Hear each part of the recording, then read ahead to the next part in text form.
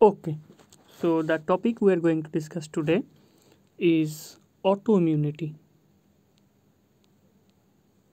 Autoimmunity. In the earlier lecture, we discussed about the disorders or the abnormality of the immune system, that was allergy. So this type of thing like autoimmunity are the disorders of the immune system. যেতিয়া immune সিস্টেমটো কি কৰে মানে অ্যাবনৰ্মালি behave কৰা start কৰে এনেকুৱা ধৰণৰ condition. Already তোমালোকে এটা বস্তু বুজি পাইছে যে এণ্টিজেন কাক বলে, আৰু ইয়াৰ লগত ফাইট কৰাৰ বাবে প্ৰডিউচ হোৱা এণ্টিবডি কি বস্তু। So antigen can be described as any foreign substance যেটো আমালোকৰ বডিত ভিতৰত যেতিয়া এণ্টাৰ কৰে তেতিয়া সেইটোৰ এগেইনষ্টত এণ্টিবডিবোৰ ফৰ্ম হয় আৰু এণ্টিবডিবোৰ এণ্টিজেনটোক নিউট্ৰেলাইজ কৰে।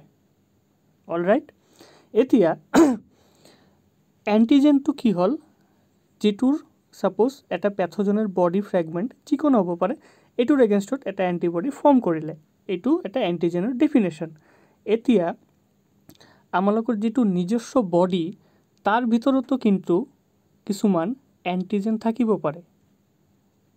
আমালোকৰ সেল আছে, নিজস্ব সেল নিজৰ বডিত, এই সেলবিলাকৰ সাৰফেসতো কিছুমান প্ৰটিন থাকিব পাৰে, গ্লাইকোপ্ৰটিন ৰেচিডিউ থাকিব পাৰে, সেইবিলাকো কিন্তু এণ্টিজেন হিচাপে কাম কৰিব পাৰে।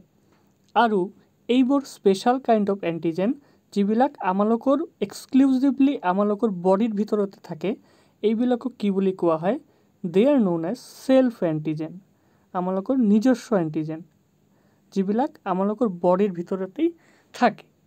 আৰু ইণ্টাৰেষ্টিংলি আমালোকৰ যেটো immune system that is the antibody, এই এণ্টিবডিবোৰ কিন্তু কেতিয়াও আমালোকৰ সেলফ এণ্টিজেনবিলাকক কিন্তু ডেষ্ট্ৰয় নকৰে।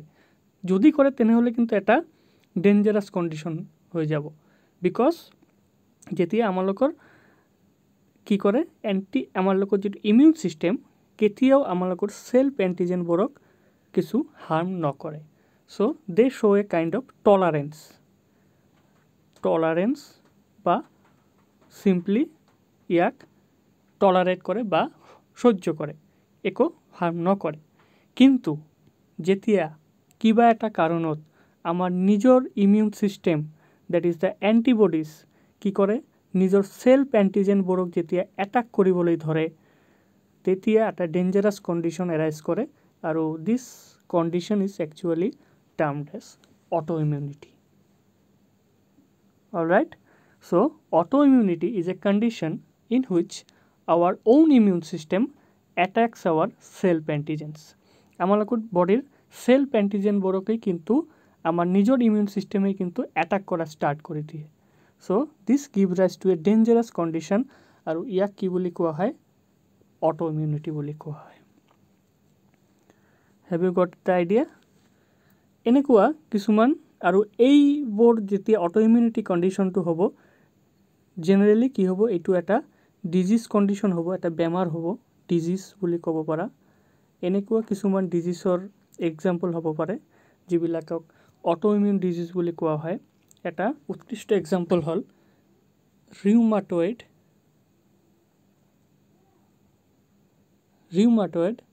আৰ্থৰাইটিছ। এইটো কি হয়, এইটো হ'লে তোমালোকৰ এক্সট্ৰিম সিভিয়াৰ জইণ্ট পেইন হয়। আৰু এই ৰোগৰ কাৰণ কি, এই ৰোগৰ কাৰণবিলাক হ'ল আমালোকৰ যিবিলাক জইণ্ট তাত যেতিয়া কি হয় আমাৰ ইমিউন সিস্টেমবোৰ আমাৰ যিবিলাক হাড্ডি বা বোন তাক লাহে লাহে ডেষ্ট্ৰয় কৰা স্টাৰ্ট কৰে। বিকজ আমালোকৰ যেটো বোনছ সেইবিলাকক এটা মিছগাইড হৈ কি কৰে নিজৰ বোনছৰ এগেইনষ্টে নিজে এণ্টিবডি প্ৰডিউচ কৰা স্টাৰ্ট কৰে আৰু ইয়াৰ ফলত যে ৰোগটো হয় তাক কোৱা হয় ৰিউমাটয়েড আৰ্থৰাইটিছ। আৰু কিছুমান এনেকুৱা এক্সাম্পল আছে যাক অটোইমিউন ডিজিজ বুলি কোৱা হয়। এনেকুৱা আৰু এটা ডিজিজ আছে যাক বুলি মায়াস্থেনিয়া গ্ৰেভিছ বুলি কোৱা হয়, যেটো অলৰেডি আই সাপোজ তোমালোকে ফাৰ্ষ্ট ইয়াৰত পঢ়িছা। মায়াস্থেনিয়া গ্ৰেভিছ বুলি কয় বা চিম্পলি গ্ৰেভিছ বুলিও কয়। এইটো কি হয় তোমালোকে পঢ়িছানে আমালোকৰ যিটো নিউৰোমাস্কুলাৰ জাংচন যিটো ফাৰ্ষ্ট ইয়াৰত পঢ়াইছিলোঁ, মানে আমালোকৰ মাছেল আৰু নিউৰনৰ এক্সন টাৰ্মিনেলৰ যিটো জইনিং, যাত একচুৱেলি নিউৰো ট্ৰান্সমিটাৰবোৰ চিক্ৰেট হৈ মাছেল কণ্ট্ৰেকশ্যনত হেল্প কৰে। এতিয়া যেতিয়া এই নিউৰোমাস্কুলাৰ জাংচন এনএম জাংচনবিলাক the neuromuscular junctions gets attacked by the immune system, neuromuscular জাংচনবিলাক যেতিয়া আমালোকৰ ইমিউন ছিষ্টেম এটাক কৰা ষ্টাৰ্ট কৰে, তেতিয়া যে ডিজিজটো হয় তাক মাইস্থেমিয়া গ্ৰেভিছ বুলি কোৱা হয়। আৰু এইবোৰ কণ্ডিশ্যন কিন্তু ডেঞ্জাৰাছ হয়, because there are actually no' treatment available, because এইটোতো আমালোকৰ বডিৰ ভিতৰৰ এটা ইৰৰহে।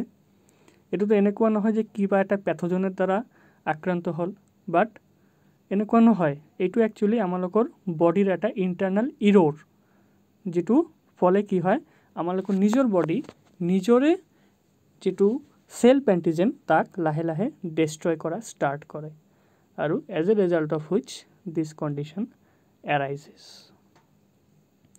So I think this is all about your myasthenia gravis and rheumatoid arthritis. Example bilak কিন্তু এক্সামত আহিব পাৰে যে what are name some examples of rheumatoid arthritis, and this was the concept about autoimmunity. So I think you have understood the concept. If you like this video, please subscribe to the channel so that you do not miss another update. Thank you.